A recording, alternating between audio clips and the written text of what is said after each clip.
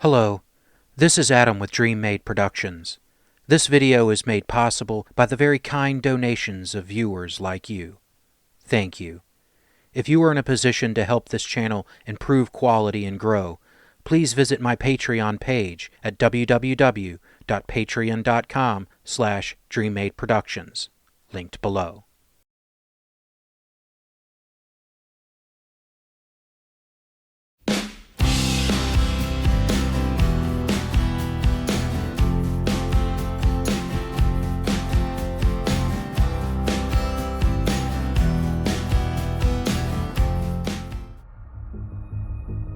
Hello! So, back to share some more G.I. Joe stuff. I pulled some vehicles out of storage here, so I figured we'd go ahead and take a look.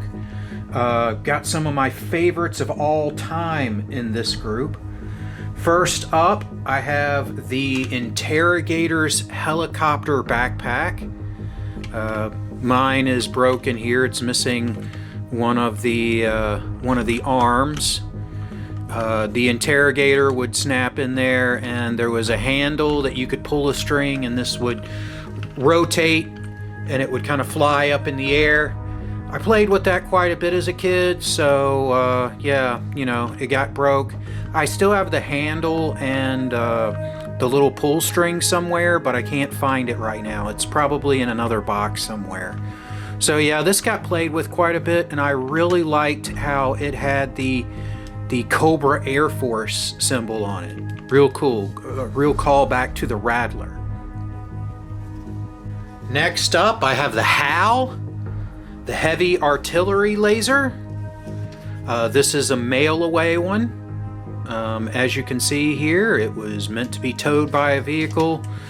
It had a little foot that came out here to help stabilize it, and it is missing one of its lasers here. I'm not sure where it is. I hope I still have it. And then it didn't come with a figure because this was the mail-away one.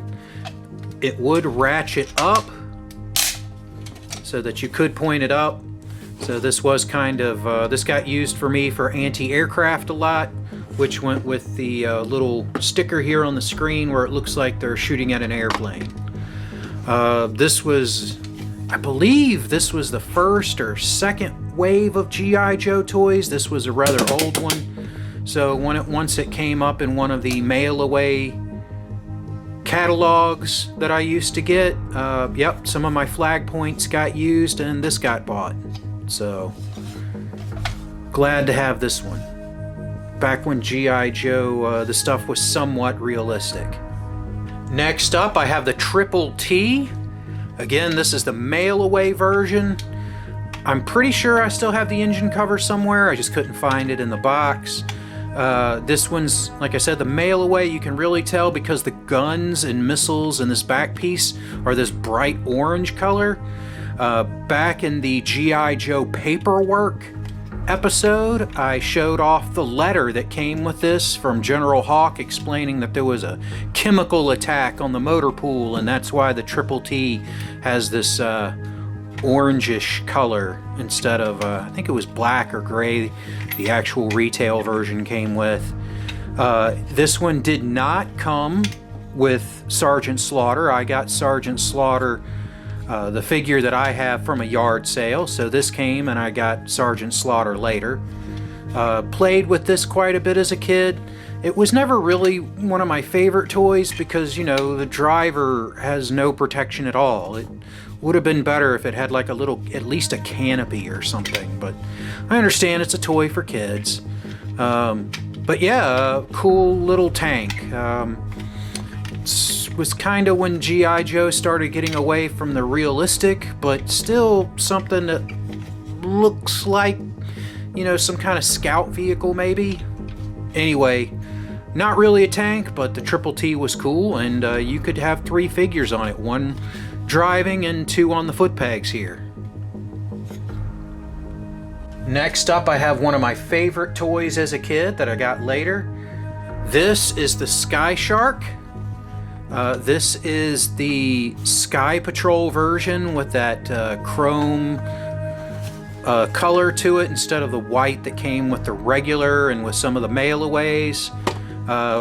I loved the re-releases of toys with the different factions like Tiger Force and Python Patrol and all that, because even though maybe the paint schemes weren't as cool as the originals, it at least gave you the chance, if you missed out on it the first time, to pick up the toy. This originally came with torpedoes in the original retail release version. I don't remember mine having the torpedoes, so I think maybe the Sky Patrol version skipped the torpedoes that came with it, but it still had the pegs under here where you could have your divers under it. And this was a cool concept. You know, an aircraft that could land on the water and then become a submarine. Really crazy technology, of course, for G.I. Joe back in the 80s. I have no idea how this would work in real life. Probably wouldn't at all, but it had some cool play features. It had these pop-up guns on the side. Yeah, that was cool. And then, you know, you had these fins here for both, I guess, air and underwater. And the canopy would open and you could lay a figure down in here and have him pilot. This got played with a whole lot because the Tiger Shark was in a lot of episodes of the TV show, and it was one of the airplanes that I had, so it got into a lot of dogfights. As you can see, mine, the canopy is chipped there. But yeah, this got played with a lot as a kid. Cool, cool. Another old favorite, I have the Slugger. Self-propelled artillery, or tank as I kind of played with it.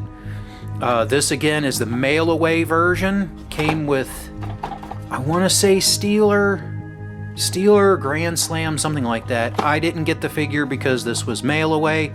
I didn't end up putting the stickers on it. I went through a phase as a kid where I didn't put the stickers on, and a lot of those stickers are now lost to time. I do still have the machine gun that went on the top here. It's in one of those. It's in a lunchbox that I have the figures and weapons and stuff in. I went looking for it, but I didn't see it right away. But it did come with a little machine gun that goes up there. You could open up the top here and put a figure down in there, and it came with this cool feature of this back piece would extend out and go down on the ground, so when the big heavy artillery gun was firing, this would keep it from rolling around. Obviously this thing doesn't fire, but you know, it was cool that back in the early days of G.I. Joe, this stuff was more grounded in realism. Yeah, just these early toys were great, and having the mail-aways just got you the chance to actually have these if you missed them as a kid. I was too young for a lot of these very early ones, so it was always great to pick it up with the mail-aways. Lastly, I have probably my favorite G.I. Joe vehicle of all time. I don't know, I would say this one's tied with the Sky Striker. This is the Hiss Tank. This is one of the coolest toys I had as a kid. This thing is just weird enough to look futuristic and to be cool, but still grounded enough that it's not completely crazy. I didn't care for the Hiss 2. You know, some of the later vehicles for Cobra and G.I. Joe got ridiculous, but this was the right mix where it looked badass and kind of futuristic, but not so crazy that it couldn't exist in reality. This got used constantly in the TV show, so you can bet I played with this thing all the time as a kid. This thing was a G.I. Joe vehicle. This thing was a Imperial vehicle when I played a little bit of Star Wars. This thing got used all the time. This is the mail-away example, so I didn't get the Hiss driver. It just came, you know, as itself. The canopy opens up here so that you can put the Hiss driver or another driver in there. oh my god, this is just a cool toy, a cool vehicle. A common problem with these is that there was a little plastic peg in here that would ratchet up to hold the guns up, but it was very thin and it got broke. You know, it's kind of sad, but it got played with a lot. Another feature this thing had was that this turret could come off, and sometimes this thing was like the troop carrier version of it.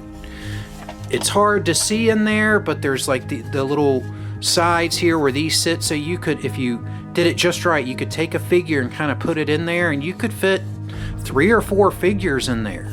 So this thing, if you took the top off, you know, it could be the troop carrier version of it where the guys would come out the top. So this thing had a lot of play features, and it got used a lot when I was playing with my G.I. Joe figures.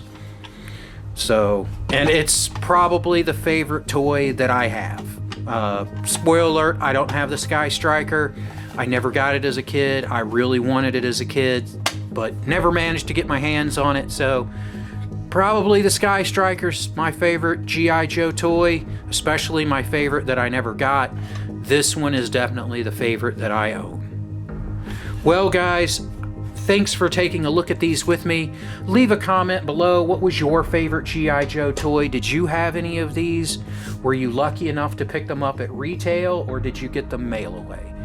As always, I hope you enjoy the battle reps that are to come.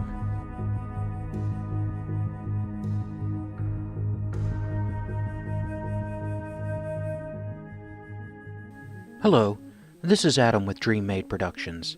Thank you for watching my content. It really means a lot that you have given me the chance to entertain you. If you would like to support the channel, please visit my Patreon at patreon.com/DreamMadeProductions, linked below. Also below is a link for PayPal, or links if you would like to send crypto, if that's more your thing. Please know any amount that you give will be cherished and used to upgrade equipment and improve the channel. You can also help the channel by subscribing, turning on notifications, liking, commenting, and sharing my channel with anyone you think might be interested.